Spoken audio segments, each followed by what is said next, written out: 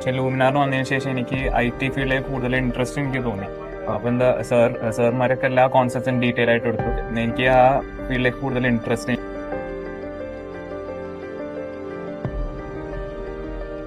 Hi everyone, ഇന്ന് നമ്മൾ ലൂമിനാറിന്റെ അടുത്തൊരു സക്സസ് സ്റ്റോറി ആയിട്ടാണ് വന്നിരിക്കുന്നത്. നമ്മുടെ തന്നെ ഏറ്റവും സീനിയർ മോസ്റ്റ് ട്രെയിനർ ആയിട്ടുള്ള ഡാറ്റാ സയൻസിൽ സാബിർ സാറിന്റെ ക്ലാസ്സിൽ പഠിച്ചൊരു സ്റ്റുഡൻ്റ് ആണ് നമ്മുടെ ഇവിടെ ജോയിൻ ചെയ്യുന്നത്. Hi Ashwin, welcome.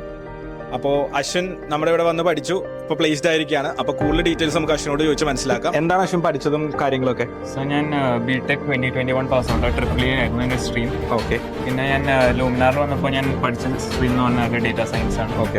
November 23 batch. എങ്ങനെയുണ്ടായിരുന്നു നമ്മുടെ ലൂമിനാർ ക്ലാസ്സസും മൊത്തത്തിലുള്ള ഒരു ക്ലാസ്സിൻ്റെ ഉള്ളിൽ വന്ന് പഠിക്കാനുള്ള കോൺസെപ്റ്റ്സും കാര്യങ്ങളൊക്കെ എങ്ങനെയുണ്ടായിരുന്നു? സോ ബേസിക്കലി ഞാനൊരു നോൺ IT ബാക്ക്ഗ്രൗണ്ടാണ്. ഞാൻ ട്രിപ്പിൾ ഇ ബാക്ക്ഗ്രൗണ്ട് ആയിരുന്നു. പക്ഷേ ലൂമിനാറിന് വന്നതിന് ശേഷം എനിക്ക് IT ഫീൽഡിലേക്ക് കൂടുതൽ ഇൻട്രസ്റ്റ് എനിക്ക് തോന്നി. അപ്പോൾ എന്താ സാർമാരൊക്കെ എല്ലാ കോൺസെപ്റ്റും ഡീറ്റെയിൽ ആയിട്ട് എടുത്തു.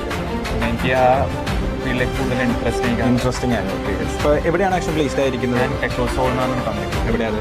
അത് കാക്കനാട്. ഇപ്പോൾ പാകിസ്ഥാൻ. ഓക്കെ. ആക്ഷൻ നമ്മുടെ സാബിർ സാറിൻ്റെ ക്ലാസ്സും എങ്ങനെയുണ്ടായിരുന്നു?